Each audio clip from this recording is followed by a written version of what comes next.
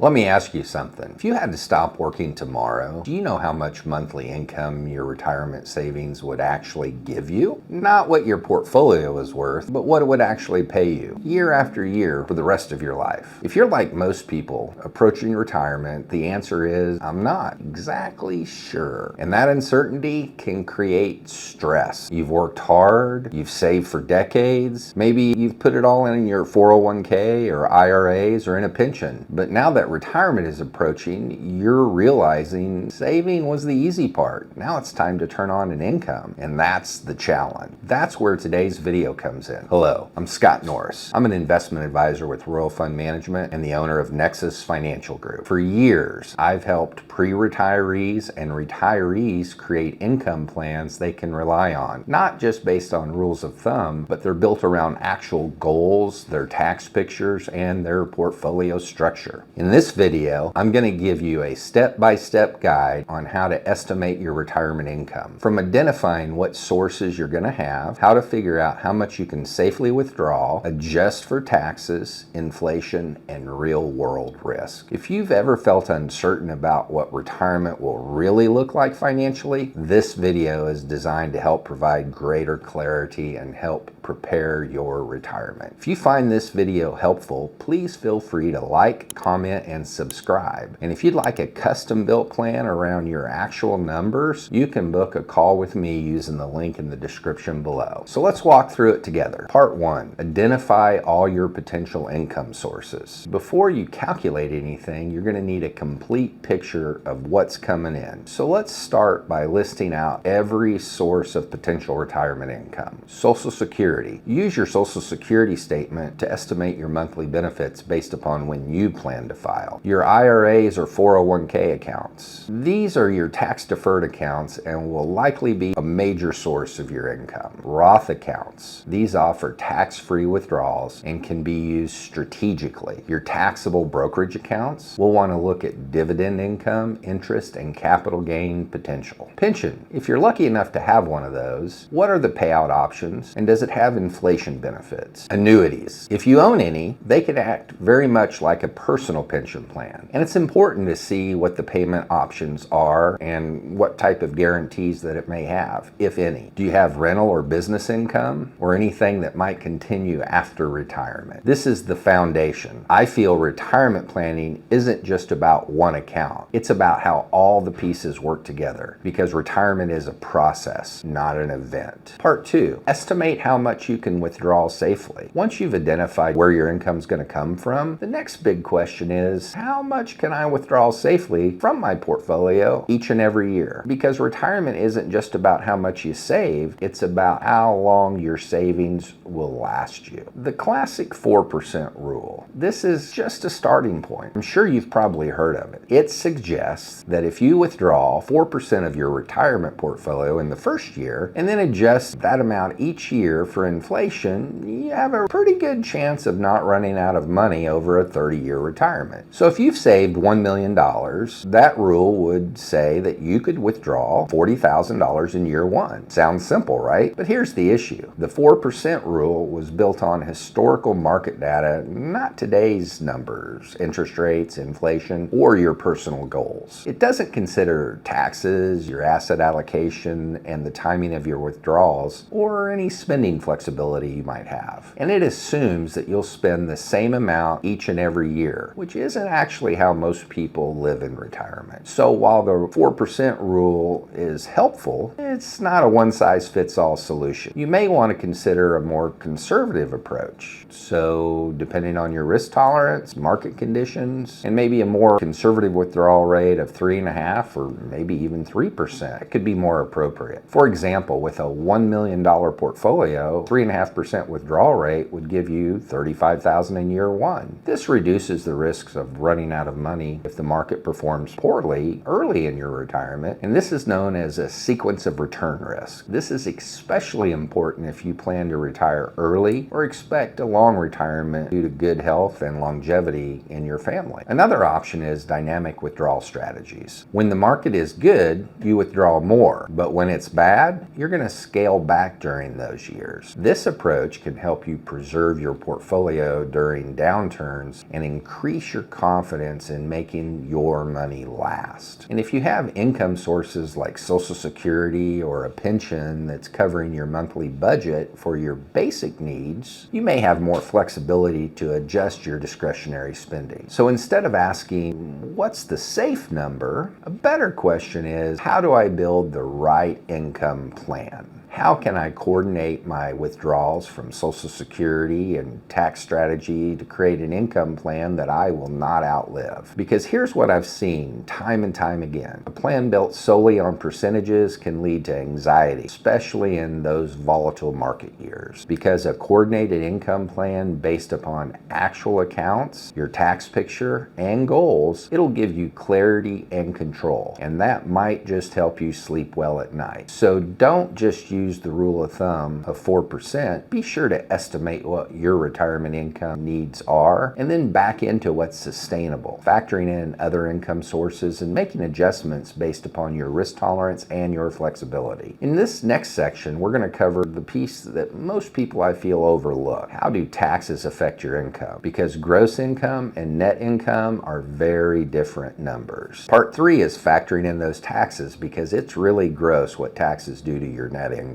Now that you've estimated how much you can withdraw from your portfolio, it's important to look at how taxes are going to affect that number. Because if you withdraw $80,000 per year, that doesn't mean you're going to keep $80,000 per year. It's important to understand how your withdrawals are taxed and is essential in building a retirement income strategy that actually works. So let's break it down by account type.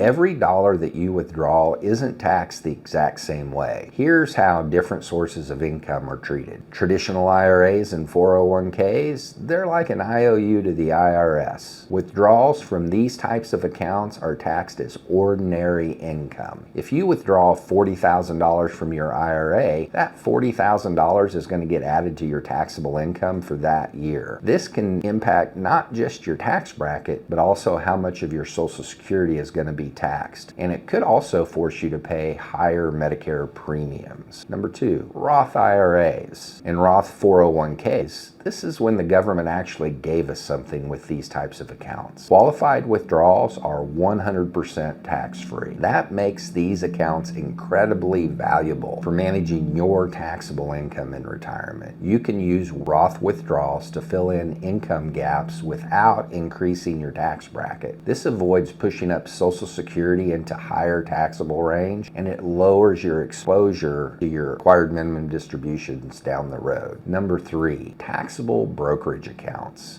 These accounts are taxed differently depending on the type of income, and they can be extremely tax efficient, especially if you use specific lot sales or tax loss harvesting to offset gains. Qualified dividends and long-term capital gains are typically taxed at a lower rate. It could be as low as 0% or move up to 15 or 20% depending on your income level. Interest income from savings and some bonds accounts are taxed as ordinary income, and this will affect your net income. Number 4, Social Security. This one surprises a lot of people, but did you know that up to 85% of your Social Security benefits can be taxable depending on your other income? Here's how this works. If you take your adjusted gross income plus any non-taxable interest plus half of your Social Security exceeds certain threshold, part of your Social Security benefit into a taxable situation. And the more you withdraw from your IRA or other taxable sources, the more your Social Security may be taxed. This is why coordination matters. Claiming Social Security at the right time isn't just about maximizing benefits, it's about managing taxes too. So let's put it all together. Let's say your retirement plan shows $90,000 in gross income. $36,000 of that is coming from Social Security, $30,000 from your IRA withdrawals, and $24,000 from a taxable brokerage account. Now, at a glance, this looks like you're covered, but now factor in taxes and a portion of your Social Security becomes taxable. Your IRA withdrawals are fully taxable, and your capital gains might just add to that mix. By the time taxes are paid, you might only be keeping $75,000 or less. That gap can catch retirees off guard, and it's why tax planning is so critical. This is where a coordinated withdrawal strategy comes in. I believe it's not just about what accounts you have, it's about how and when you draw from those accounts. It's going to help reduce your total tax bill, avoid IRMA surcharges, and keep more of what you've earned in your pocket. Part 4, adjust for inflation and longevity. Even if your plan looks solid today, two risks can erode your income over time: inflation and longevity. If inflation averages 3%, your money is going to roughly lose half of its purchasing power in 24 years. And if you're healthy, there's a good chance one spouse could live into their 90s. This is why your plan should always account for rising expenses and income that lasts. Ways to do this include using part of your portfolio for growth to keep pace with inflation, possibly delaying your Social Security for higher inflation-adjusted benefits, or incorporating guaranteed income sources like an annuity or a pension. The goal is to build a plan that works not just to age 65, but at age 85 and beyond. Part 5. It's important to stress test your income. At this point, you've done a lot of work. You've listed your income sources, you've estimated your safe withdrawal rate, you've factored in your taxes, and adjusted for inflation and longevity. That alone is going to put you ahead of most retirees. But there's one final step that can separate a guess from a plan, and that's stress testing your retirement income strategy, because real life rarely goes exactly according to the spreadsheet. So it's important to ask, what if things don't go as planned? What happens if the market drops 20% early in your retirement? What if inflation averages 4% instead of 2%? What if one spouse lives 10 years longer than expected and the other one passes away much sooner? What if you face an unexpected health expense or you need long-term care? These aren't worst-case scenarios. They're actually real-life scenarios. And I recommend that the best time to evaluate them is before you retire. Here's how you can stress test effectively. You don't need to predict the future, you just need to plan for variability. Here's a few key techniques. 1,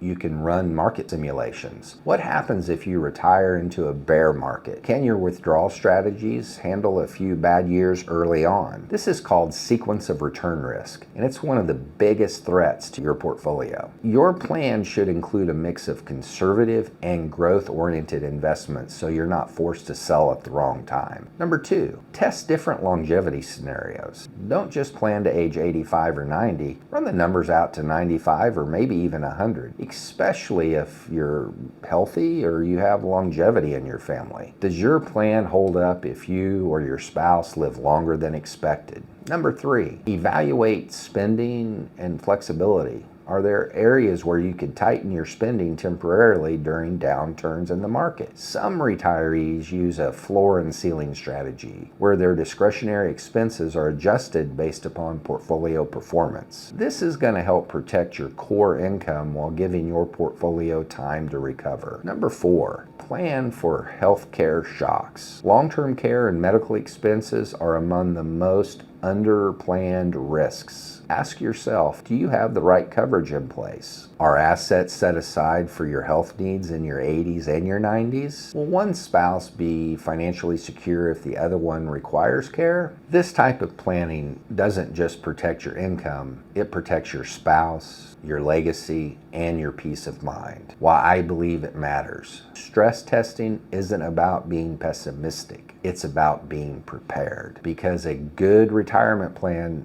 doesn't just work when everything goes right. It's going to hold up when life throws you a curveball. A good retirement plan isn't built for best case scenario. It's built to be resilient through uncertainty. That's where a personalized stress testing and scenario planning comes in, and where working with a fiduciary advisor can help you make smarter and safer decisions. If you'd like to explore these concepts in the context of your own retirement plan, you can schedule a no obligation call using the link in the description below.